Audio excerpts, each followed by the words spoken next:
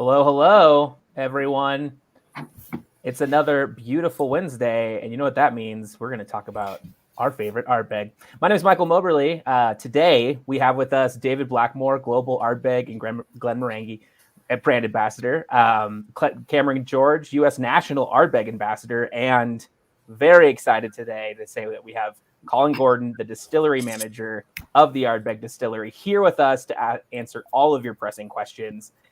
We are on our second public class of the Portland Cocktail Week Ardbeg EWA Scotch Whiskey Diploma Program. With this class today, we're going to talk about all things Ardbeg distillery and production. You're getting a behind the scenes. I mean, they made this video for this class. You're about to see some stuff people normally never get to see. David, Cam, and Colin are going to give us that behind the scenes look. So if you have those questions, make sure you ask them, pop them in that chat. Before we dive into it, I need you to do a little housekeeping here. Please make sure that you like us on Facebook so you can see all these awesome classes. We got a few more coming up with the Ardbeg team we couldn't be more excited about. Make sure you subscribe to our channel on YouTube. There, everything lives forever. So if you want to share this with your favorite whiskey enthusiast, I know there's a cult of Ardbeg, so make sure you share that with your favorite cult member of Ardbeg. And follow us on Instagram. That's a great way to find out what's coming up next. If you have those questions, make sure you ask them in the chat. I will bop them to these wonderful people. I could not be more excited about today's class. Cam, you ready to dive right in? Cannonball us into it? Let's do it. Let's do it. Dive head first. Very excited to be here with you. Especially excited to get to share the stage with the one and only Colin Gordon. It feels like it's been quite a while since I've gotten to see you. I know, it's been too long. It's nice to catch up with you via the medium of communication. So no, it's nice to be here tonight or today for you guys. Absolutely, I know. I was going to say, we have a 6-hour time difference between the two of us. A little over 4,399 miles between Seattle, Washington, and Isla as well. So it's very, very exciting to get to talk about all things Ardbeg and production with you today as well. No, it's really good. It's exciting. There's been lots happening in the distillery. We've had a really busy year actually with getting the new still house up and running, and we're putting in extra washbacks now for fermentation, increased fermentation capacity. So it's been all go.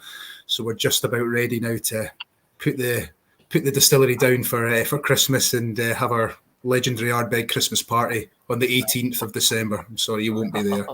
I know. I wish I could join you there as well. Colin, this will be your second Christmas with Ardbeg now, I believe, right? Yeah, that's right. Yeah, I was October last year. I came into the company and into Ardbeg, so it's flown by. Actually, it's crazy, but yeah, it's been full on. But what a place! You know, I'm still as excited to be here as the day I walked in the door. So yeah, really exciting times ahead. All right.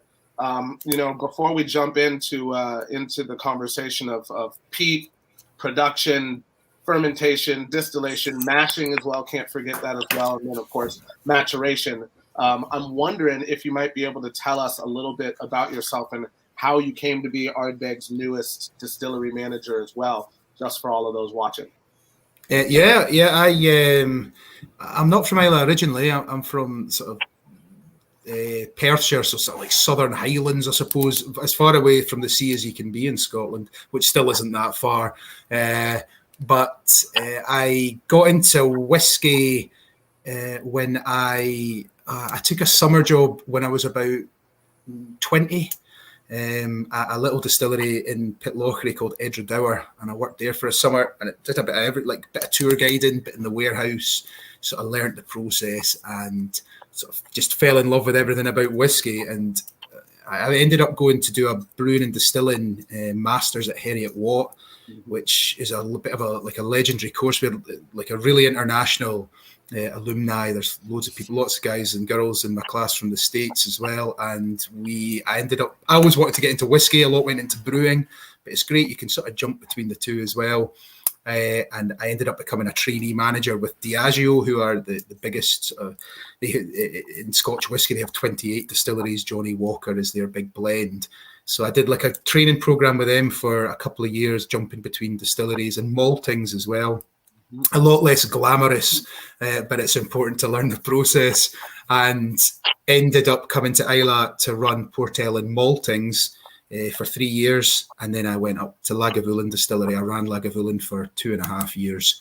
But this was always the job I knew at the sort of the end of the road, the job that I really wanted. So when the opportunity came up to come to Ardbeg, I jumped at the chance. So Absolutely. It's been a fair bit jumping out all over Scotland, a fair bit of moving, but we're well settled on Islay. We've been here now for 6.5, 7 years. So we're well settled in now. Yeah, and you had a lot thrown at you in that first year. The expansion of the distillery. It was some handover that. It was like Mickey, who was my predecessor, 13 years, a legend in the industry, a great guy, was actually at the distillery yesterday.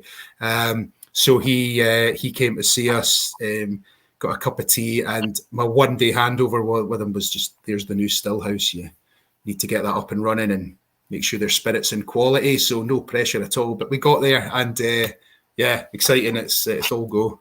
I know. Yeah, I remember actually meeting you about 4 years ago now at Port Ellen Maltings, and having some wonderful conversations with you and David as you were kind enough to walk us around the malting facility. Yeah. I know, it's crazy. It's a vitally important part of obviously the whiskey industry, and especially for us at Ardbeg, because we want heavy peated malt and like above 55 parts per million. So that was always the spec that I knew Ardbeg took when I worked there. So there was always a lot of work, a lot of hard work to make sure we met that phenol, the sort of smokiness, the phenol spec. So it's great how we came the full circle, and now I can be at the other end of a phone ordering it rather than producing the malt. So. Yeah, we've been joking with Vic Cameron from the EWA. Also, great last name, Vic, if you're also listening as well. I may just be a little biased to that as well. But we were joking with Vic about the difficulties of being a maltings manager, and having to deal with the phone calls coming from distillery managers who may not necessarily be too enthused with the spec of the barley that they may have just received. Yeah, so it's a thankless task. I know Vic. I've worked with Vic a long time ago, well, a good few years ago now. But yeah, it's a thankless task because the pressure's really on you. So yeah, he understands the pain. Well, I mean, Colin, you are such an absolute expert that you led us to our first topic of the presentation without even, I guess maybe, I don't know, it probably was intentional. You're playing chess when I'm playing checkers over here. So, you mentioned phenols, and in the reference of those phenolic compounds, I believe that you're speaking about peat-derived phenols. If I'm taking an educated guess. Absolutely, sir. Absolutely, yes. Yeah. I guess that's a perfect place to begin our conversation for today on production, is with peat. Peat is essentially decomposing plant matter, as you well know, but just to explain to all of our wonderful viewers there, who probably actually are some of the bigger whiskey nerds as well in the bar industry, so they may have a pretty good idea as well. But for those who don't, peat is essentially decomposing plant matter that is the genetic and kind of signature of one particular place. I particularly like to use the word provenance, right? So it is the provenance of one particular region. There are over 180 countries in the world that are actually covered by peat. The UK is immensely covered in peat as well, as obviously peat likes to form generally in the northern hemisphere at above 60 degrees north, 60 to 70 degrees north generally. And is resulted essentially by the receding of the polar ice caps thousands and thousands of years ago. Parts of Islay, as we remember from our conversation last week, actually date back to 2.4 billion years. And that's just Islay in particular. Not only does peat come from Islay, but there's a lot of peat on mainland Scotland as well. About 20% of mainland Scotland is covered in peat. So it is not necessarily a unique an aspect that is unique to the geomorphology of Islay. But the peat that is hewn from Islay generally is a little bit more phenolically rich, and it has less carbohydrates to it, which essentially in our understanding would mean that it wouldn't necessarily create a lot of heat, but a lot of smoke would actually be produced from the burning of it. Is that generally correct understanding there, Colin? Yeah, I mean, in the malting process, which I know we'll come to, when you're burning peat, you're not really interested in the heat from it. You want smoke, you want thick, rich smoke. And when you actually look at that picture, the peat bank, there's like, because of the further down you go, obviously the older it is, it's sort of like a millimeter growth of peat a year. And what you tend to get is the very sort of the low down peat, the old stuff, that tends to give like slightly more heat, but the stuff, because it's all partially decomposed, as you get nearer and nearer the turf or the top layer, you tend to get more of the sort of organic or decomposing plant matter and sphagnum moss and things, and that gives you this really rich smoke. So when they burn the peat, it's always mixed, obviously, so you have top and bottom, but you get Islay peat itself. Just gives a richer smoke. There's been loads of studies done and lots of work discussing peat from mainland Scotland, up in other islands, up in Orkney in the north of Scotland and things. But they are all composed from different plant matter. And Islay peat, even the guys that used to work at or still work at the maltings it was always about Islay peat. You always got a thick, rich smoke. And even though there's loads and loads of different phenolic compounds, it's the peat-derived ones and certain ones that we are really looking for. And the Islay peat is, there's an abundance of it here, and it just works beautifully with single malt whiskey. Hence, why so many distilleries on Islay use it in their process. Yeah, you're absolutely right. You know, on Islay there are currently 3 bogs that are generally being used for production peat: Gartbreck, Glenmackery, and Castle Hill. Castle Hill has a pretty strong and close relationship with Port Ellen Malting Facility, which is our malter for Ardbeg, and a few of the other distilleries on Islay. That's no secret there. But specifically at Ardbeg, we're looking for a pretty specific product, which is malted barley that's been peated to a level of 55 to 65 parts per million. I guess we can jump into the malting facility now as well. So let's go to the next slide. I'm very excited to see this little video on peat, which will show you some of the different levels that Colin was mentioning about. Down lower, you'll have the catatelm. In the middle there, you'll have the acrotelm. And then the top is just called the turf layer. It's good to see the man cutting the peat in this video as well. That's Graham Campbell, who's on shift in the distillery. We're all very talented people, clearly, here at Ardbeg. You see. Multifaceted individuals. Absolutely. That's a great shot right there that shows some of the partially decomposed plant matter in the rootlets that are comprised in that peat that Colin was talking about as well. Yeah. So when you move into when you step out of the peat bog and now into the malting facility, essentially there are 4 phases of the malting process. You are going to take that barley, you need to steep it, you need to germinate it, and then ultimately you need to stop that germination by kilning it. Colin, I would love if you would lead us through this part that you know so amazingly well.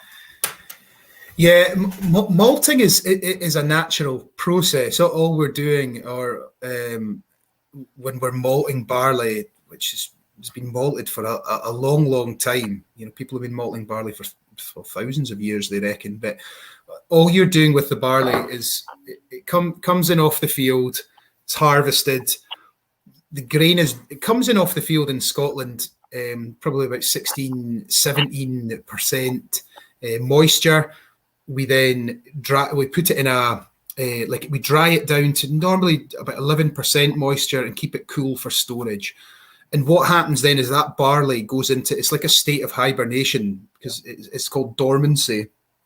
And what we want to do with the malting process is break that dormancy, allow the plant or the kernel, the sort of the barley grain, if you like, to grow. But we want to control the growth, because what's going to happen is the inside of the kernel, the endosperm, that's all starch, and we want that starch. We want that starch because under the right conditions, that starch is going to turn into fermentable sugar, which we obviously want to make alcohol. Everyone needs a sugar source to make alcohol. And all that's going to happen is the plant's going to do that naturally for us. We're going to get it very, very wet, steep it, and then we're going to allow it to grow. And there's enzymes in the grain that are going to do the work for us to sort of present the starch ready for us in the distillery to convert into fermentable sugar. But steeping is the first process, the key process, because you need to get the moisture up. If it's been stored at 11%, that to get that grain growing, to get out of dormancy and the growth going, we need to steep it. We need to get that moisture up to 45%. And all you do is you steep it, you soak it in water, long soaks for anything 8 to sort of 12 hours to really let the grain start soaking in water. Which I think we've got a clip, but it's all just about getting that moisture up. You don't want to leave it underwater for too long. If you just left it underwater for 30, 40 hours, you would end up drowning it. So there's different stages of steeping. Even though it says there the malt is steeped in water for 2 days, you'll steep it and then you'll drain the water for an air rest, let the grain recover, and then wet it again. Normally 3 wets, if you like, to get that moisture up to 45%. And are all 3 wets happening at the same temperature as well? Well, you want to keep the grain cool. So yeah, usually you will just keep everything consistent because it's quite a water intensive process. The steep there you see in that picture. Oh God, I need to rack my brain. It took about 30,000 litres of water for one wet, even though they've got a big water recovery system there now to try and reduce the use of water. But you want that temperature cool. So the cooler the water, the better. But you want to obviously kick the growth off. You want that to start. So if you're using freezing cold water from the loch, that's no good either. So in the winter, they actually run it through a heater, bring the water up to 12, 13, 14 degrees just to give it a bit of warmth so the grain will grow. Yeah. And one of the things I remember, and that'll also be showed in the video that we'll show on the next slide as well, is how the water and grain are actually introduced, or the water and barley are introduced into the steeping vessel as well. Because I remember you actually saying that if the barley was essentially dropped from the spout, the roof that it comes from, that pressure would potentially just shoot directly out the bottom of the steeping vessel as well. Yeah, because they steep 25 tons of grain a time in each of these steeping vessels. So what they do is they actually fill with water, so there's a good depth of water in to sort of take the impact of the grain. And you'll see lots and lots of foam on that on the top there. That's from aeration, because again, as that grain, there's 25 tons. It's a lot of weight. And you want to keep everything nice, and you want it to grow, but you don't want hot spots to develop and things. So they'll aerate it, get lots of oxygen in there as well to encourage the growth. Awesome. Let's go ahead and show that video so we can move into germination.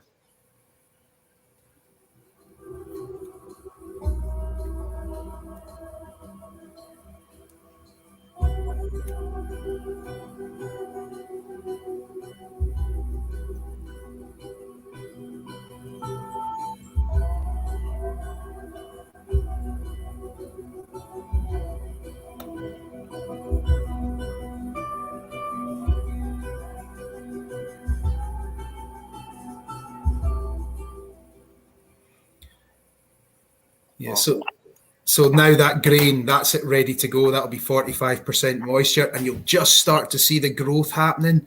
You'll just start to see what they call the chit. It's just like the rootlets starting to appear, and then that's ready to be dropped down into the drums.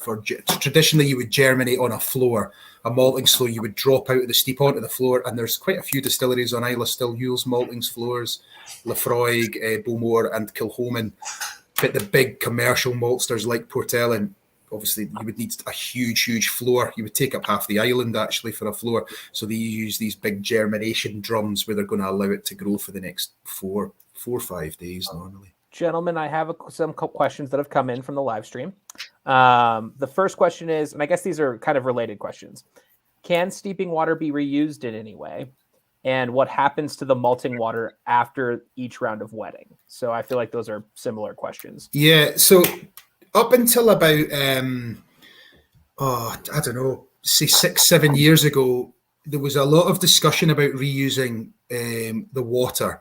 So what they've decided to do, because like even though we live like in a pretty wet place, Islay on the west coast of Scotland gets a lot of rain. You need a lot to make whiskey. We've had drier and drier summers, obviously, that everyone's facing challenges with the climate and things. So there's been a lot of work done around water reuse. There was always concerns with the first water, because when you do your first wet, there's a lot of dust on the grain. You saw it there as it's coming in, it's sort of spraying the grain. That's like dust suppression.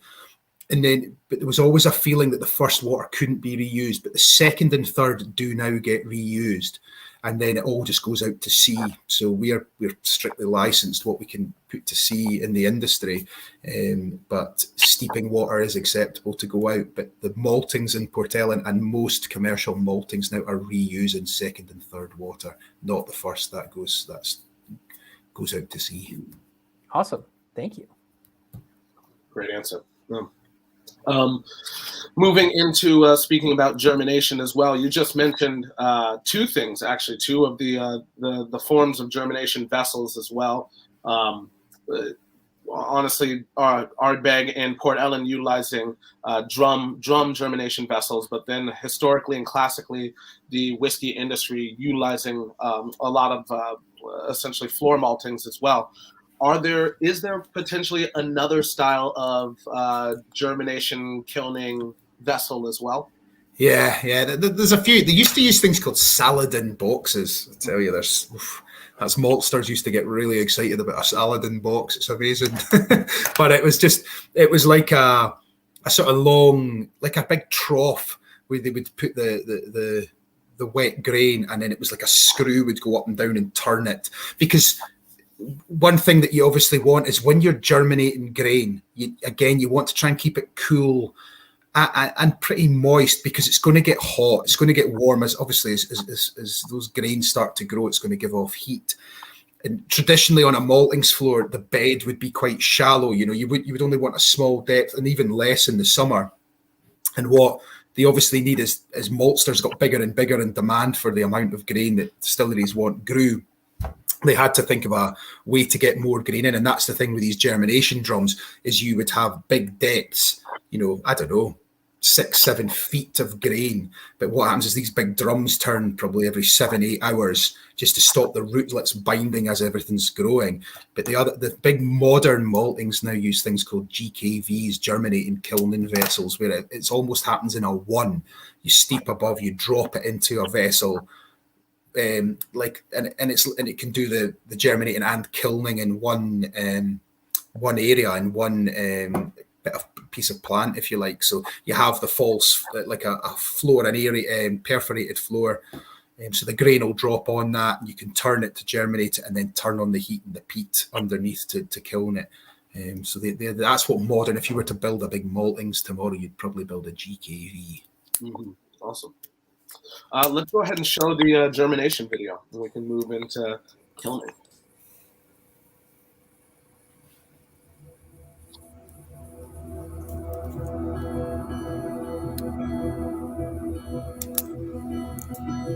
Colin, these turn very slowly. About how often are they turning?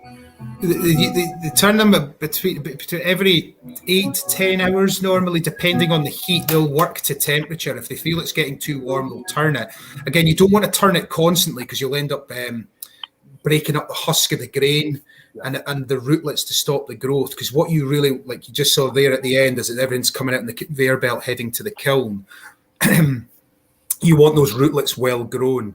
But the key thing is, naturally, as that barley grain is growing, it needs energy to grow. So as that steeping and then germination's happened, there's gibberellic acid is the sort of hormone that's in the plant that's saying, right, we need to grow.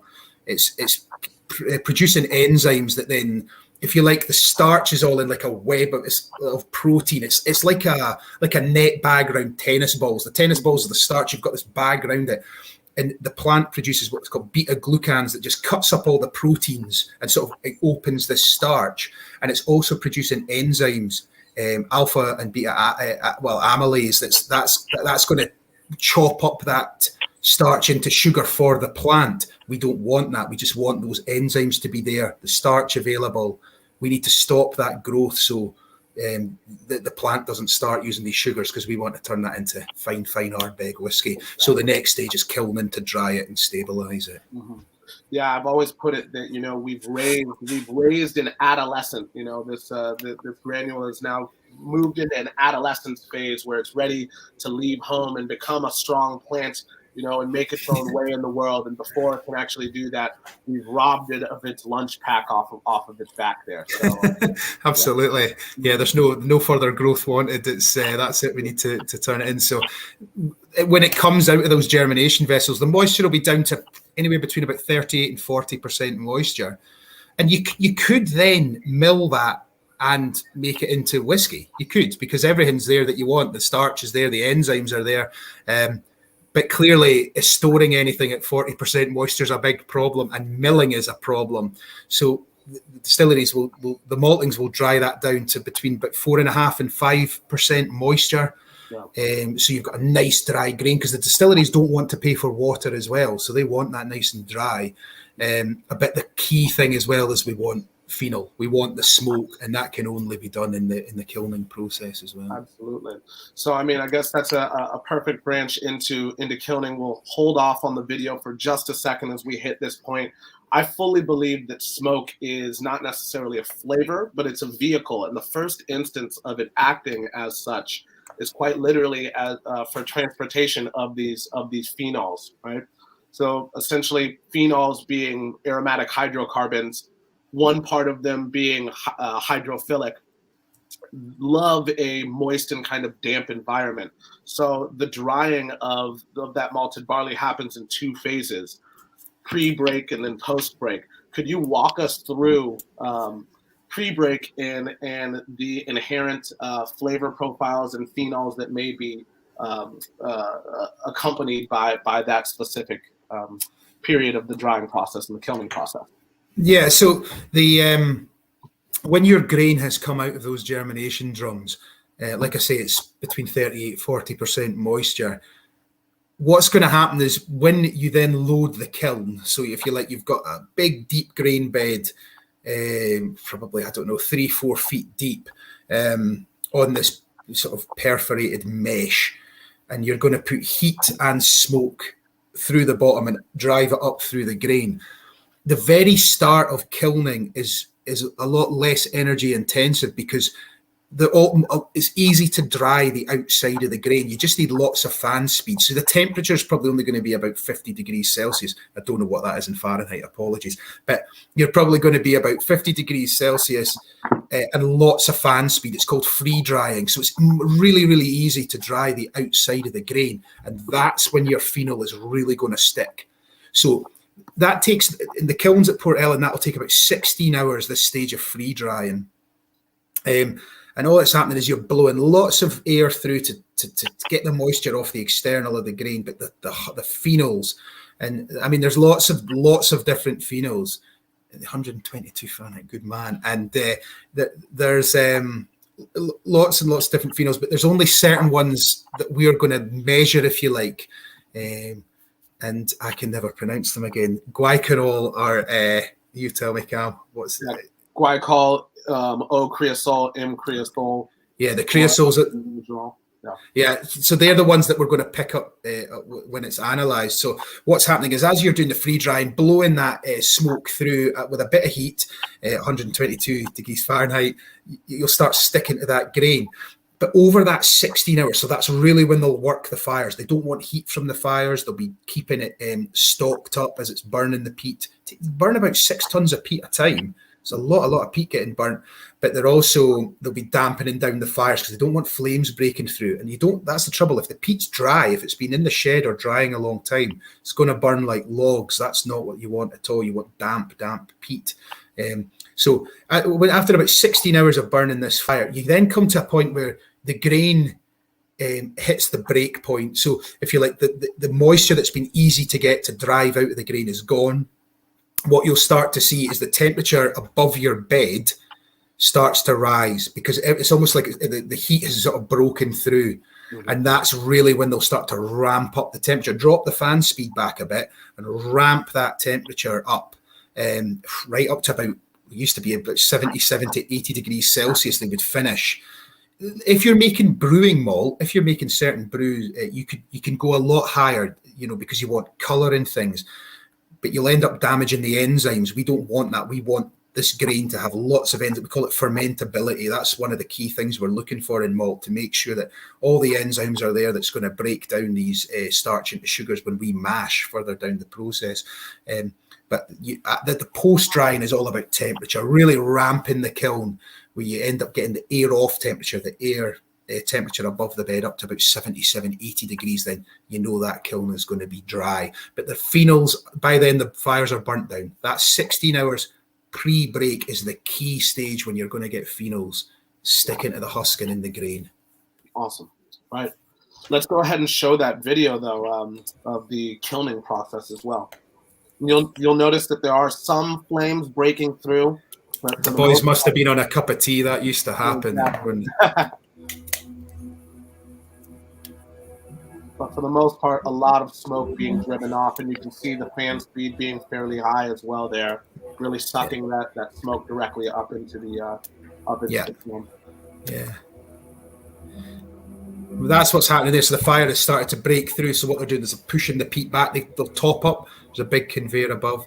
This is inside the kiln. This screw going here is like the loader stripper. So they can see the bed. You want a nice flat bed as well in the kiln, because as you're blowing the air through that bed, if you've got like discrepancies in some areas are higher than others, you're going to get like unbalanced. You'll get air trying to sneak out one side of the bed, so you're not going to get even drying. And again, that's crucial for the distilleries. You want what they call homogeneity. You want everything as even as it can be, which is difficult when you're playing with 50 tons of a living plant. But homogeneity, that's what the distilleries want, because that means it's going to mill evenly, and that's key for us as well at the distilleries. Awesome. Well, speaking of milling, here's the picture of the malt as well, soon to be milled. This is the process from unmalted or green barley into germination, and you can see the rootlets, the chitting that Colin had mentioned as well, and then kilning. And then after kilning, this is what the interior of the granule will actually look like as well. All right, let's go ahead and move on into the actual video that we had shot for this. The entire reason that we're here, that's right, it was only one half of the conversation. At Ardbeg, we are, of course, looking to take on malted barley that's been peated to a level of 55 to 65 parts per million, making Ardbeg one of the more heavily peated whiskeys in regular production, the most heavily peated whiskey in regular production, but one of the most heavily peated whiskeys in the world as well. Heavily peated whiskeys are going to be anything that is above 30 parts per million in terms of the peat-derived phenolic compounds pre-distillery process. That number is generally taken pre-distillery process. At Port Ellen, they're using HPLC currently as the metric. Could you tell us a little bit about high-performance liquid chromatography? So it's all there's various ways of analyzing for phenol. So they used to do like a colorimetric. So there were certain, you could almost do like a mini distillation. So they would take like a little bit of the grain, you sort of distill, and then the vapor as you condense off of that sample, just by how dark it was, you could tell how high the phenols were. And you can also use HPLC, so like lab derived, where you're running like a small sample through and then analyzing like liquid chromatography. You can go into great detail of exactly, you can HPLC, like we do it as well for, our spirit at the end of the process as well, to look for certain esters or congeners or different compounds that are found, and HPLC can just really go into the depths of what's in the sample more. But there's various ways, but that tends to be the most in-depth analysis. So I have a question coming in from the chat. It's in regards to peat.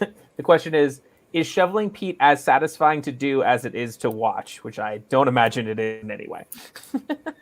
It's quite hard work. They used to shovel it all by hand. So there were people like up until about the early 90s, there'd be one person, a kilnman, that was just on shoveling peat. Pretty hard going, but I tell you, they were in fine physical shape, those boys. I tell you, hard work. But now there's conveyors that drop it, and then it's only what falls out the front they shovel back on. But how heavy is one of those sections of peat? Like how much does that weigh? Oh, I don't know. It looks pretty sturdy. That's why. There's a fair weight, and like peat, when it comes off, it's about 40% moisture, so there's a lot of water held in the peat as well.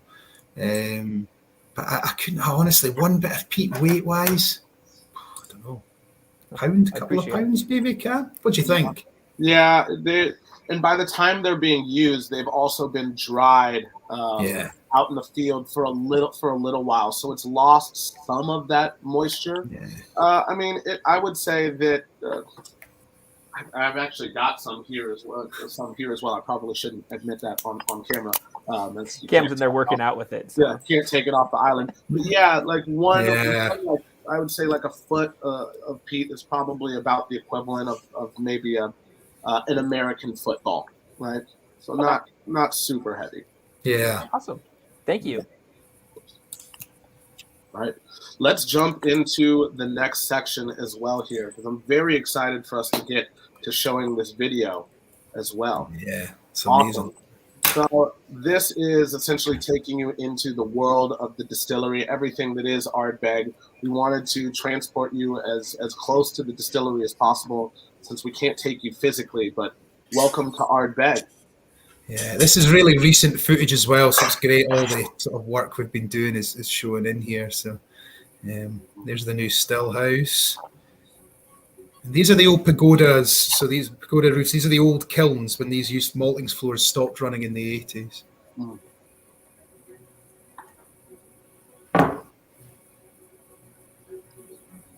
Very excited to see the new still house. Awesome. Yeah. So this is the mill. So what's going to happen is that grain that's come out the maltings is now, say, 5% moisture, full of phenols in the husk, which we want, but we then need to mill it. So we mill 5 tons a time. We do 5 tons per mash, and we're actually now 22 mashes a week. That's record volumes at Ardbeg now as demand continues to grow, where quality is king. So as we always want to keep quality, as we've sort of expanded, we always try and do things the right way. So it's always 5 ton in volume, but the way we run now with the bigger stillhouse, we can get more mashes through. But this is a bobby mill. It was made in England. Bury St Edmunds is down in England, and this is 100 years old this year. They don't make them like they used to, they say. So 1921, not long after the war, the mill arrived at Ardbeg, and it's been in the same position ever since. It's what's called a 4-roll mill. There's 2 rolls on the top, 2 at the bottom that you set the width of the gap. And then that 5 tons of grain goes through a magnet. There's a magnet at the top. That's just to make sure there's no stone. Well, there's a destoner as well, which cleans the grain before it comes in. But you just want to make sure there's no metal shards or anything. The grain then falls down. The top rolls just crack the husk. The milling's done on the bottom. And that's the bobby mill going strong for 100 years. Mm-hmm. And there's only, I believe there's only a few of them being utilized in the industry. And correct me if I'm wrong, there are also not a lot of people that have experience with fixing the bobby mills as well. So if, knock on wood, things happen, it's very difficult to get it righted. He actually puts his sign on everything, just under where it says Robert Bobby Limited, Bury St Edmunds. Underneath it, you'll see, you probably can't make out, it says Ronnie Lee, and there's a little dragon. He's Welsh. In Wales is on their flag, the dragon. So he puts his little mark, and really he's now training up his sons, which is a good thing because he was really one of the only millwrights left, and he goes all over Scotland and Ireland repairing mills. So he comes in every year. He's been in for the year, strips it down, checks everything, checks your rolls, and checks everything's wearing. But these things, when they were built as well, that maintenance is. You don't need a huge amount on them. It's just about keeping on top of it. But he's a great guy, Ronnie. He comes in and services it. That's great. All right, let's go ahead and hit play there.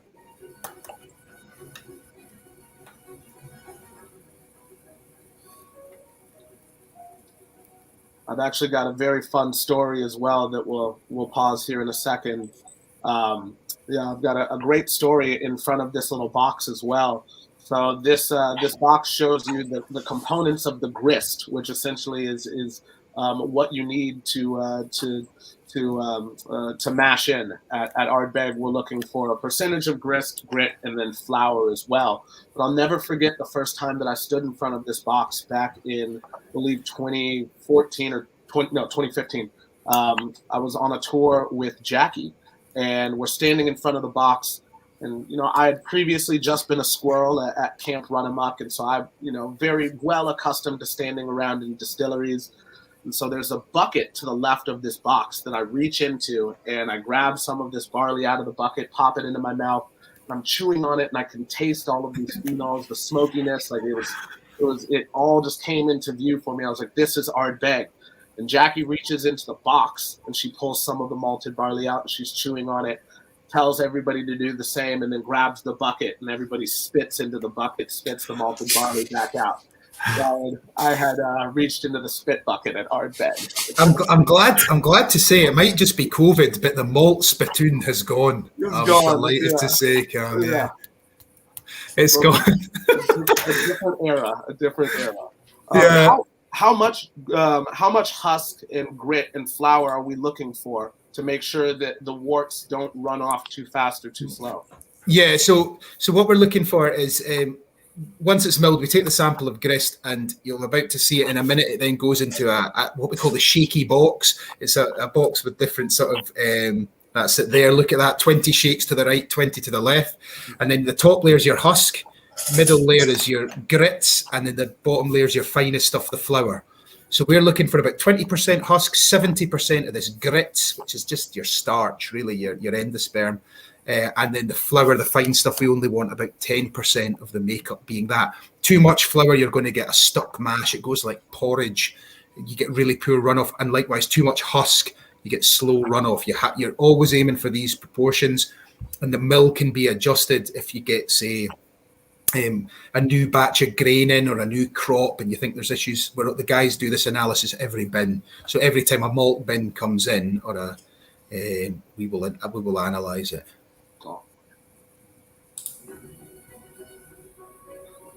So from there, that grist is then moved into the mash tuns here. Yeah. So this is the mash tun here. We've got, it's pretty oldish, semi-louter tun. It went in 98, but we used some of the old parts. There you are. There you'll see the 1881 ironworks. Some of the cladding around it's pretty old stuff.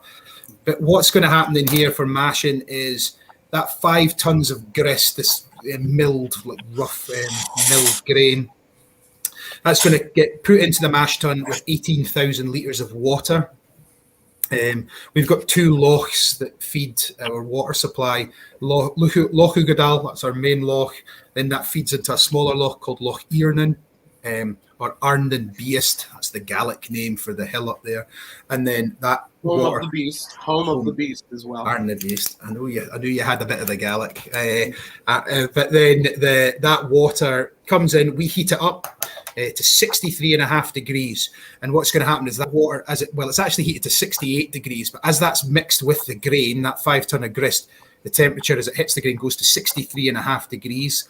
And that just kicks these enzymes back into life, the ones we've preserved from the maltings. Chop, chop, chop. They cut up that starch into fermentable sugars, into glucose, fructose, etc., etc. And then you're going to get all that in there, that 5 ton of grain and 18,000 litres of water, and just leave it for 10 minutes. And all that interaction's happening, and you're getting this beautiful, sweet, sugary, malty liquid called the wort. Or worts, but the wort is what we want. What's going to happen after that, I'll just, as we come through, we're going to run that 18,000 litres off once it's all mashed in. And then you'll end up adding a second and third water. You end up adding a second water at 80 degrees and a third water at 85 degrees. And we're going to take 23,000 litres of this, That's the wort there in the underback. You can see you want nice clear wort as well. You want your runoff to be nice and slow, get nice and clear. You don't really want a lot of cloudy suspended solids in there. We're going to pump through 23,000 litres of this wort into the fermenters, the washbacks. The third water that goes on to the mash, the hottest water at 85 degrees, is going to extract the last sugars out of there, but it's too weak to ferment. But we just put that back in the heating tank, and that 18,000 litres becomes the first water of the next mash with the new batch of grain. You know, it's a Scottish thing. We like to reuse, recycle. We were ahead of the game. Absolutely. Conservation is key in whiskey production. Absolutely. So you come into the washbacks, the fermentation vessels here. They're all Oregon pine or larch. Oregon pine is usually Douglas fir. This one's getting a steam clean just now, which we do after every run. And this is what's happening inside these washbacks. Is you've got 23,000 litres of that sweet sugary liquid.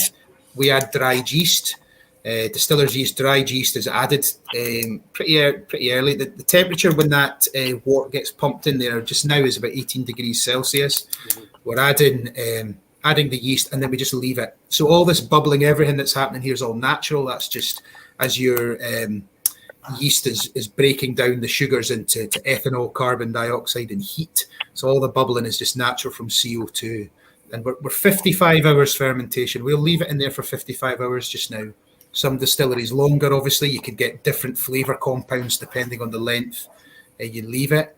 You also, what's really interesting about wooden washbacks like we traditionally were used, is even though they're steam cleaned after every time we do a fermentation in these washbacks, you're always going to get like a biofilm. So you're always going to get some secondary reactions as well as the yeast working in there, which is going to add flavour. So you have stainless steel washbacks. We haven't. We've kept the traditional way. You know, as our students who are going through the EWA course will know that fermentation takes place. Yeast is the dominant microbe through fermentation for the first, give or take, 40 to 45 or so hours there. After that, you have a lot of like lactobacillic acids and whatnot that can start to dominate the fermentation. So fermentation is a very interesting environment after that lag phase. Yeah, absolutely. You get loads of stuff happening, and we've played about with fermentation times. We're actually going to launch a whiskey this year, 2020. Can't say the name, but don't worry, we announced it at the committee. There's going to be, which we did very, very, very long fermentations. So really, really interesting notes coming out of that as well. I popped in because we have a question, and also just to make sure that I get a bottle sent to me of this wonderful new whiskey. First question is, or I guess the only question is, what are the congeners you want from your yeast at Ardbeg as far as flavor and aroma? We tend not to. We have, and I could get you that information. I couldn't rattle it off at the top of your head.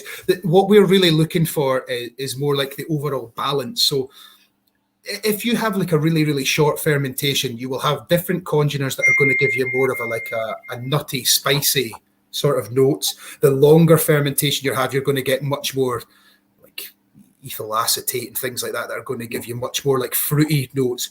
We just want this balance. We want, like, Ardbeg is the most incredible balance. I describe it as suit and fruit. You've got this incredibly heavy peated phenolic malt. We have 55-hour fermentation, so we get this, like, if you smell these washbacks, we were in there today, actually, I had a group round, and it's like smoky bananas. So you're starting to get like a lot of these sort of fruitier notes building, but we still have some of that, like, I don't want to say nuttiness, but when you nose the Ardbeg new make, you have these like wonderful different notes, and it just comes from where we balance off the fermentation. So there's loads of different congeners, but it's more just about like the overall balance when we nose the new make that we're trying to find. And then another question is, what was / how long did it take to find that balance to be Ardbeg? 200 years. No, it's. I knew it was going to be a big number for sure. But do you know the thing? People tend to look back. Scotch whiskey, single malt Scotch whiskey. People get very, very nostalgic naturally, right? there's a huge amount of heritage and tradition in what we do, and we're custodians of an amazing distillery and a fantastic brand. I mean, Ardbeg went through some really tough times. It was shut for the vast majority of the 1980s. But people tend to look back at things like the 70s and say 70s Ardbegs are the best, they're incredible. But there was much more inconsistency, much more inconsistency. The 1970 Ardbegs that people have tasted are the great ones that were bottled as single malt, but there was a lot of stuff blended away or not quite as good quality. And I would really say when Glenmorangie Company bought the distillery in 97, this distillery was in a bad way. It had been shut in the 80s. It hardly run through the 1990s. It was in dire way, looked terrible, and there were very few people working here. Stuart Thompson, that came in as the first manager here, he really got the consistency. He made Ardbeg was always known as being a phenomenal spirit. It had this incredible cult following, but he was the one that just said, right, this is how we're going to standardize, this is how we want to run it. And he was really the man to get the distillery back running as it should. And then Dr. Bill Lumsden, who's our whiskey creator, the legend that is Bill, when he came in and he was running Glenmorangie Distillery in the early 2000s, when the early 90s, when he was running Glenmorangie. When they bought Ardbeg, he just came in and really sorted the wood, because a lot of Ardbegs were incredible, but there was a real inconsistency with the casks we were using in wood, and he was really the one that nailed that. So really two very important people through the 90s, I would say, just got the balance bang on, and that's Dr. Bill and Stuart Thompson. Yeah, I'll add to that as well, is that there was a bit in the mid to late 90s of Ardbeg needing to find itself as well. Stuart and although I've never actually gotten to meet Stuart, I'm a huge fan of his work, obviously. But then also Dr. Bill, one of the other things that they experimented with as well would be cut points. They would also have experimented with the purifier at Ardbeg and whether or not to utilize it as well. So that'll be something that we speak about in the next section of the video when we're actually moving forward into distillation as well. Thank you. Of course. So just see everything fermenting nicely. You just see it. There's Alistair. He's actually on shift as we speak. So he's taking the gravity, as you do with brewing as well. He's taking the original gravity to work out how much of that fermentable sugar has. First of all, we want to know how much is there, and then when he's taking the final gravity, he's seeing how much is fermented out, so we can roughly work out, how much alcohol we're going to make. And then you come in. This is our brand new still house, commissioned in March.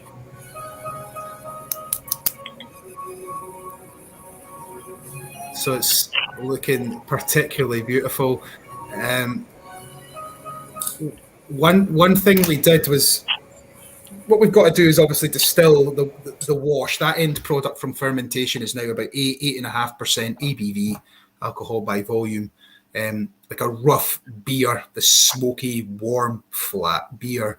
We want to distill it.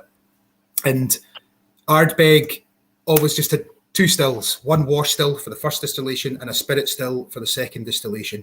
And that was, if you like, our pinch point to making volume. We were held by the fact we only had two stills. So the decision was made about the size of the stills as well. Was a handcuff as well. Yeah, because there's 23,000 litres in a washback. The wash still for the first distillation will only take 11,500. So you would have to distill and then wait for the next half of the washback to come through. What we now did is we doubled up. So we have two wash stills, two spirit stills in the brand new still house, which is looking beautiful. It's an incredible facility, but the stills had to be exactly replicated, because the character of your spirit is going to be dictated to by the shape of your stills and how you run your stills in terms of temperatures, cut points, timings. And what you can see here is this is the spirit still. This is for where we do the second distillation. So you do your first distillation in the wash still and collect everything off it, your low wines, about 23% ABV. And then that goes into these spirit stills for the second distillation. And this thing you can see hanging off the line arm or the lie pipe. People call it different things. I tend to be more of a lie pipe man. This sort of around the swan neck, the curvature of the still, this line arm or lie pipe is going to go up into the condenser. And as your vapors are traveling up, they fall back into this sort of weird looking chamber that comes off the lie pipe. That lie pipe's at a slight angle, so it's sort of pointing upwards. And what's going to happen is your vapors are heading up there and starting to head towards the condenser, where we're going to condense obviously into our distillate. The vapors start almost doing like a mini condensing, so they start dropping into this chamber, down the pipe and back into the still. And all that's doing is it's encouraging. It's called a purifier. There's not a lot of distilleries have purifiers, but every distillery obviously has a different shape or unique quality about their stills. And it's the vapors, if you like, sort of condensing, falling back into the purifier and going round and round, reflux. And it's all about copper contact and copper conversation, because the more copper contact you're going to have, copper strips, if you like, impurities out of your spirit and sulfur and all sorts of things. So the more copper contact you have, the more of, like we were talking about earlier, those sort of lighter estery notes, the sort of fruity notes, lighter floral, fragrant notes you're going to get in your still. If Ardbeg didn't have that purifier, you would have a much like heavier, oily, a denser sort of spirit, if you know what I mean. It would just be like more powerful and heavy on the palate. And that's what I mean about the balance of Ardbeg. We get this incredible wood smoke, ashy, peaty, charcoaly, CBD notes from the peat, but you get these wonderful herbal, floral, fruity notes, and it's all to do with the purifier and the amount of copper contact in the spirit still. So that was key. Obviously, we had to replicate these stills identical. They have to be the same, or the spirit's not the same. Yeah, I think the best example of that peaty paradox, as we lovingly call it, is going to be Ardbeg tenure. I think really best showcases the juxtaposition of those peat-derived phenols in their presence versus the ethereal and kind of light, fruity nature of Ardbeg's spirit as well. You hit on something incredibly important. The ascending angle of that line arm really does help aid in a little bit of reflux in the still by itself. The existence of that purifier acts as kind of a vessel or vehicle for some of that refluxing spirit to be passed back down into the bottom of the still again. Essentially, the copper conversation, like you'd said, really aids in stripping of some of those sulfuric compounds, which again really just gives Ardbeg that soot and fruit kind of aspect to it. Huge fan of that. Absolutely. Yeah.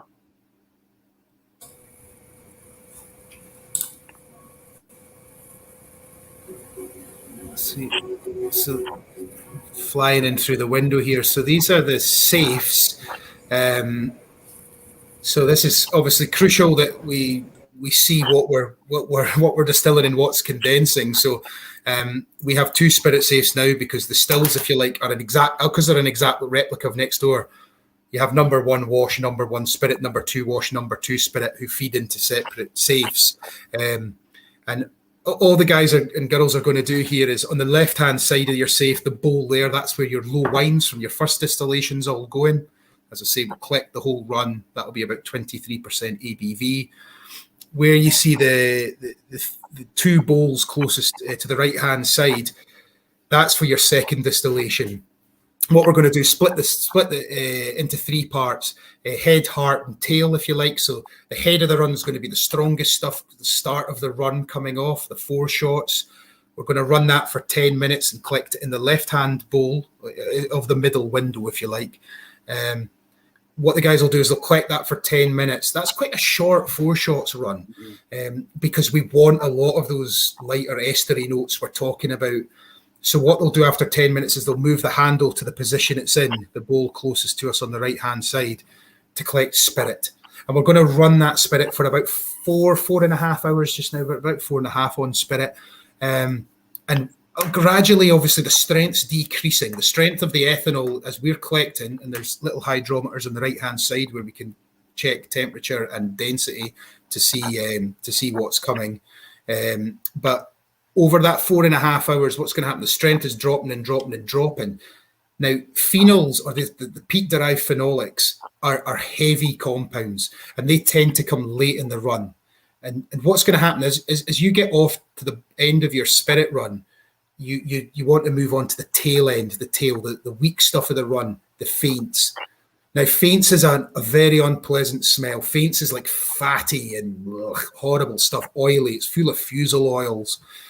So you need to be careful, and that's where distilleries, especially the peated distilleries like ourselves, have to balance that cut point. So we'll distill down until the strength is 62.5% ABV at 20 degrees Celsius. So depending on the temperature you're coming into the safe, you'll alter that. But what that happens is that collects just the perfect amount of phenol we want. You could run it further on, even down to 61%, 60%.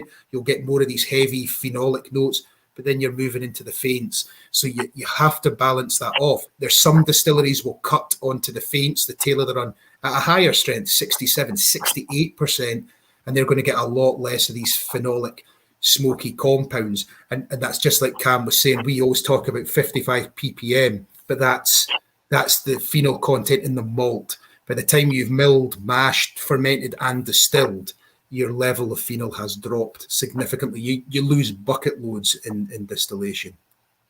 Question that came in: what does quality control process look like for new make? Some sites have standard samples to compare against. Is it handled by one person or a team? How frequently is it evaluated? That's a great question. So every new make sample, so we'll collect that spirit run. So we'll probably get about 2,500 litres of spirit bulk. That'll be about 69% ABV per run. Now we'll collect 7 runs worth we'll get pumped over to the warehousing team, who will then fill that into casks. They'll dilute it down to about 63.7% ABV into the cask. Every single time they do that, a sample is drawn of 7 runs of new make spirit. It comes up here, I'll nose it. We also have Bryony on site who used to work in the whiskey creation team as the sort of sensory chemist. So she'll be here as well. We'll nose it. A sample goes to the whiskey creation team on the mainland, which is Dr. Bill and Gillian McDonald, the blenders or whiskey creation team. They'll evaluate it and make sure they're happy. They also score it. So there's different scores on cereal notes, fruity notes, phenol notes, all sorts of different things they're looking for.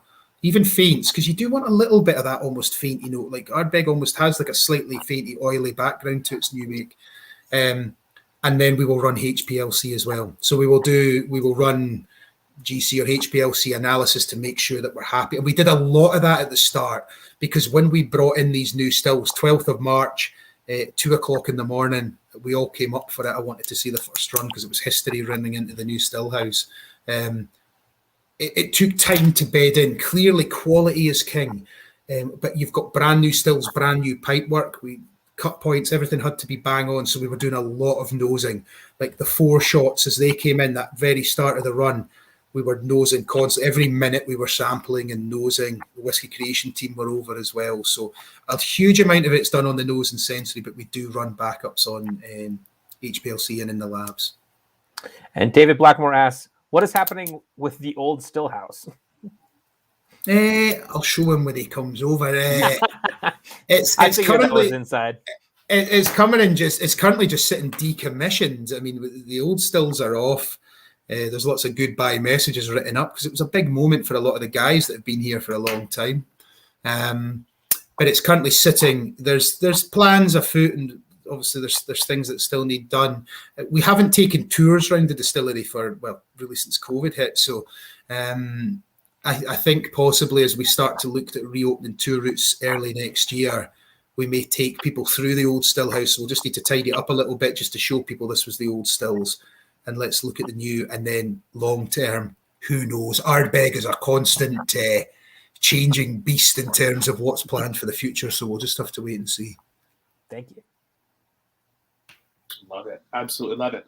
All right. So from distillation, we actually moved into distilling. This was one of the funner jobs that I got to do when I worked over at Ardbeg a couple of years ago for a week and a half or so. That was awesome.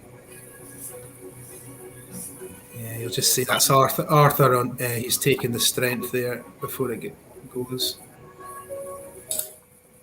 So this is our new filling store. This was part of the upgrade as well, and you can see the guys here filling. These are ASBs. These are American barrels, 180 liters.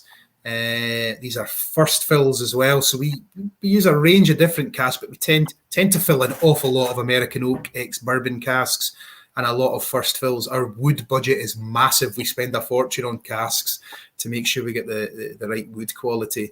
But all that's happening here is the spirit, once it's been pumped across, is reduced down to 63.7% ABV. And then it comes into these filling heads where the guys and girls fill the casks. So we'll fill about 102 barrels 3 times a week. We do fill sherry butts as well. We'll fill all sorts of stuff. And we do a lot of re-racking as well. So we'll maybe mature in American oak barrels for 3-4 years, and then we'll disgorge and then fill into like first fill sherries. And we do different ages for that, depending on stuff like Ugadal and Corryvreckan and Wee Beastie. They're all done, a mix of Oloroso sherry casks and an American oak ex-bourbon casks. But yeah, that's what's happening here. They're filling the casks, and then they'll hammer in the bung to seal the cask, and then it'll just be weeked off to the warehouse. Those who are attending the classes will be very familiar with Ardbeg tenure, as we did that last week as the featured whiskey for our drop-in dram session. First, second, cheeky bit of third fill ex-bourbon, and then Wee Beastie was the whiskey this week. First, second, third fill ex-bourbon that needs Oloroso sherry cask as well. Yeah. I mean, we've got a massive mix of stuff in the warehouses. We've got 4 warehouses on site. In true Ardbeg style, the numbering makes no sense at all. We've got warehouse 3, 9, 10, 10X, and 11. Don't ask, it's just history. Some of the old ones have gone. And you can see in here, this is Yogi pushing a cask. This is warehouse 3, which is one of our dunnage warehouses, which is traditional style. You'll see on the sort of left-hand side at the back wall there, that's sherry butts. To the right of that is barrels. There's also hogsheads in there, which is the sort of traditional style of cask that we filled in Scotch whisky. And the maximum height you can go in a dunnage warehouse is 3 high. And it's very traditional, like earth or stone, like gravel floors, lots of like cool, damp, beautiful maturation. But we also have 2 big, 3, 10, 10X and 11 are racked warehousing, which you can stack the casks higher. But these casks will go in here for a variety of, a range of years. Yeah. Interesting. You see still seeing a lot of sherry being utilized in single malts as well as, constantly used in some iterations of Ardbeg.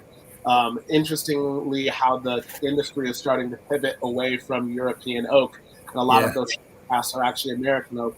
And then also, even more interesting, the profession of a cooper in Scotland is a little bit of not necessarily a dying trade, but one that isn't necessarily as widely dispersed as it once was, which then makes the existence of hogsheads they're not as readily available as they used to be. It's really interesting. It's like what they would do is they would bring in the casks. They would tend to flat pack them and bring them in from, say, the States. And then you would put in extra staves to make the hogsheads that were slightly bigger, and they would hold 250 litres. What's tending to happen now is we just ship in. Well, Speyside Cooperage is the biggest cooperage in Scotland, up in Speyside. It's just outside Dufton, where you've got like Glenfiddich and Balvenie and Mortlach and these distilleries. And they are now just coming in on a pallet. No. Casks already straight from the States in, and then they'll ship them out to us or to wherever. And you're absolutely right. I think there's a real common misconception about European oak. I think for years people think if it's a sherry cask, it's European oak. Absolutely not. I would say about 80% of the casks coming out of Jerez in Spain are American oak now.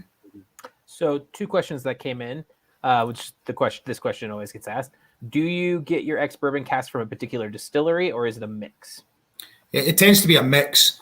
So there's all sorts. If you go down there just now, like you'll see Buffalo Trace and Wild Turkey, and there's all sorts. Heaven Hill, we were filling Heaven Hills today, ex-Heaven Hill casks. So it's a mix, but it's all just about the quality. We're looking for good wood that's been well charred, that's had good, decent spirit in it as well. So it tends to be just a mix of what is Speyside cooperage. I mean, oh my, they're pushing a lot of casks out just now. You know, the industry's all go. So, but we have rejected. You know, we will reject because it's key to us. And if you get a poor batch of casks, we'll send them back up to Speyside. The next question is. I'll interject there as well. Walking around the dunnage warehouses, especially, you will see that it is quite an interesting mix of casks coming from independent stave company as well as from Brown-Forman. Yeah. Some of the rivets on the sides of this, particularly the American oak cask, you'll see often a little BF on the rivet, which will tell you that it's come from Brown-Forman. Dr. Bill, and actually Glenmorangie Company in general, has a great long-standing relationship with the Brown-Forman Company that involved an ownership stake years ago, but then also distribution here in the U.S. And the fact that they also own their own cooperages is incredibly enticing to Dr. Bill and the whiskey creation team because it allows them to have an element of control with the cooper, which is, you know, wood management is kind of the core ethos of both Glenmorangie and Ardbeg Distillery.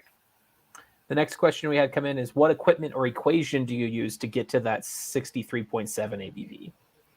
Oh, lots. Well, what the guys will tend to do is we take the strength. So just with density, hydrometers, and temperature, you get your strength from your tables, and then we'll just through a calculation work out how much liters of water we need to add to bring it down to strength. So, I mean, there's flow meters in there and all sorts of things now in the new filling store, but it has to be checked and double checked, because the last thing you want to be doing is adding more reducing water. It's interesting with the reducing water as well, because see the water that comes from the loch that we use in the process for like cooling of the condensers and for mashing, it's not treated.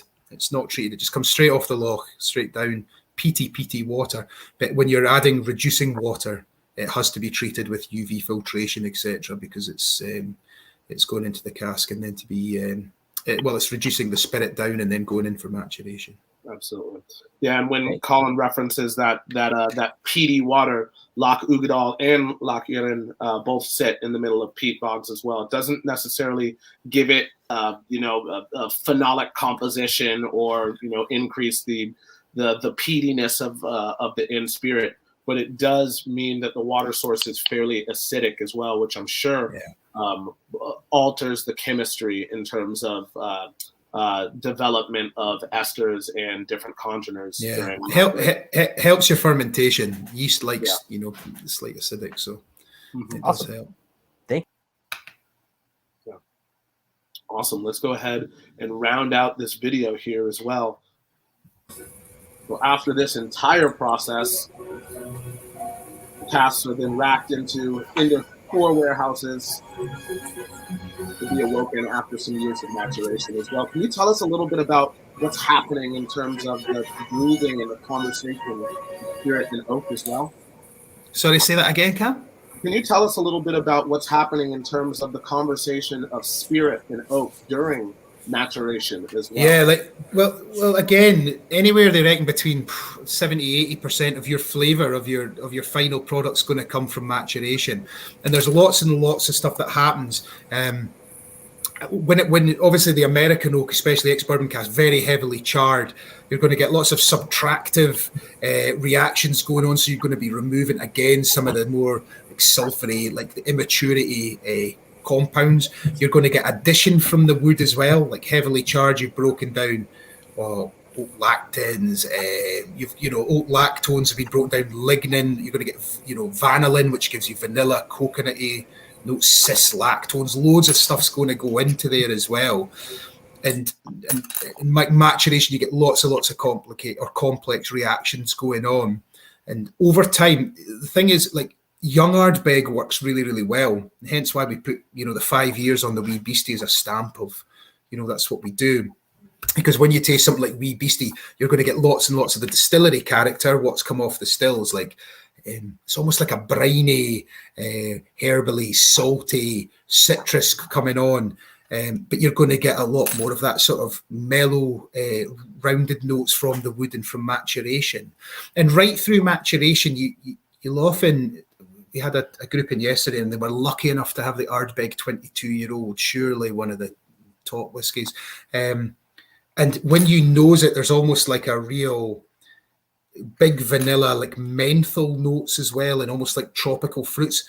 And the smoke on the nose is much harder to detect because you've had 22 years in wood, so you've had a lot of addition from the wood and from these various compounds. But when you taste it, you get that lovely ashy mouth coating, that classic like Ardbeg mouth coating. So there's loads and loads happens through maturation, and again through our different expressions. It's about finding that balance between the distillery character, what's come off the stills, and the notes and flavors you're going to get from the wood. Absolutely. Yeah, I find it interesting as well. The conversation of young versus old Ardbeg has been incredibly interesting now, especially having something like Ardbeg Wee Beastie, as well as having our Ardbeg 19, the Trevon as well, which both feature ex-bourbon and a little bit of Oloroso sherry cask as well. So now the conversation of why are some of these peat-driven phenols a little bit more readily available or accessible to our palates in the Wee Beastie than they would be in like something, say, like the 19 or the 20-something series as well, is because that whiskey is now found in EQ that leans a little bit more to the side of the barrel of the barrel's kind of additive qualities, as well as what it has subtracted from the new made spirit, which ultimately would be some things like phenols and a youthfulness to it as well. Yeah. Vibrant youthfulness. Yeah. I had one last question kind of come in as we're starting to wrap up here. Is there a variation in the climate in the different warehouses that lend themselves to certain types of barrels? Or can there be barrels pretty much go anywhere? Barrel location is a marketing tool in American whiskey. Wondering if Scotch is capitalizing on the same trend in a different climate. Oh, it's a hot topic. A lot of the bigger distilleries tend to have big centralized warehousing in the central belt. Now, don't get me wrong, we keep some warehouse. We've got the majority here at Ardbeg, but we do have some on the mainland. We've got some up at Tain, our sister distillery up at Glenmorangie. There's been a lot of discussion and talk about it, and I think some of the studies done will show that it doesn't make a huge difference. I'm a whiskey romantic, right? Don't get me wrong. So I would love like every bit of Ardbeg to be matured here, beside the sea, where you've got a cool, damp climate. But to be honest, a lot of Scotland is a cool, damp climate. So the difference between is probably negligible, but it's become a big tool for marketing. And there's a lot of people, there's a couple of distilleries on Islay that have built new warehousing in the past few years, but I think a lot of whiskey companies would probably say it doesn't make a huge difference, and hence why they've centralised huge. I mean, the biggest warehousing complex in central Scotland, there's about 10 million casks there, Black Grange. It's an absolute massive warehousing complex. So, that's what some of them have decided to do. Yeah. Just to add to that as well, some of Ardbeg's warehousing being dunnage warehousing, the casks aren't racked incredibly high. The floor is open floor as well. They propagate some healthy amount of airflow, so maturation happens fairly evenly in those warehouses anyway. Part of the selling point in American whiskeys in terms of different styles of warehousing and also location of specific casks and warehousing is through the lens of things like single barrel, and then also the conversation of different temperatures on different floors of those warehouses. A lot of the Scotch whiskey industry not necessarily using like American style rick houses that go 5, 6 levels high. And as well as the country not necessarily being as susceptible to massive temperature swings. There is seasonality, absolutely, but Islay's ambient temperature is usually year-round about 49 degrees, 190 days plus of rain. It's already a damp and fairly cool environment, so maturation means that proof is going to be decreasing, at a pretty even rate across all of Scotland. Yeah. Yeah, the strength decreasing is a constant challenge. You know, I mean, we've got old casks here, and we check them a lot because obviously, as soon as you're below 40% ABV, you can't call it single malt Scotch whiskey. So you need to be very careful with old casks in Scotland. Yeah. I've heard story of an instance where a cask may have that. So as to not get anybody in trouble, I'll publicly say that this story may or may not apply to Ardbeg. We'll leave it in ambiguity there. But I've heard story of a cask that had dropped down below being 40% and had salt packs attached to the outside of it and was saran wrapped around the outside to wick out a bit of moisture. Ambiguity though, may or may not. Absolutely, I've never heard such madness. Yeah. Well, gentlemen, thank you so much. I know we're wrapping up the rest of this video here. Absolutely. The big finish, grand finish here. Yeah.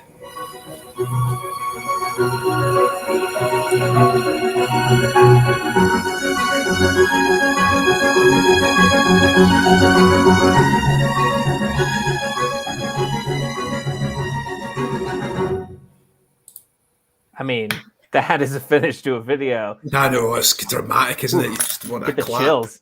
Yeah. Well, thank you guys so much. We posted that whole video in the chat. So if you are interested in watching the entire video, you can watch these two wonderful gentlemen give all the wonderful information to make it better. But thank you both so much for joining us today. This was absolutely enlightening and amazing. Thank you for answering all of these questions. As always, if you're watching this, please make sure you share it on Facebook or YouTube. Make sure you like us here on Facebook and on YouTube, as well as our Instagram. Gentlemen, thank you so much. Cam, we'll see you for the next one for sure. Colin, it's been an honor and a pleasure. Thanks very much. Great speaking to you guys. Always great talking whiskey. Thanks for listening, and hope to see you soon. Absolutely.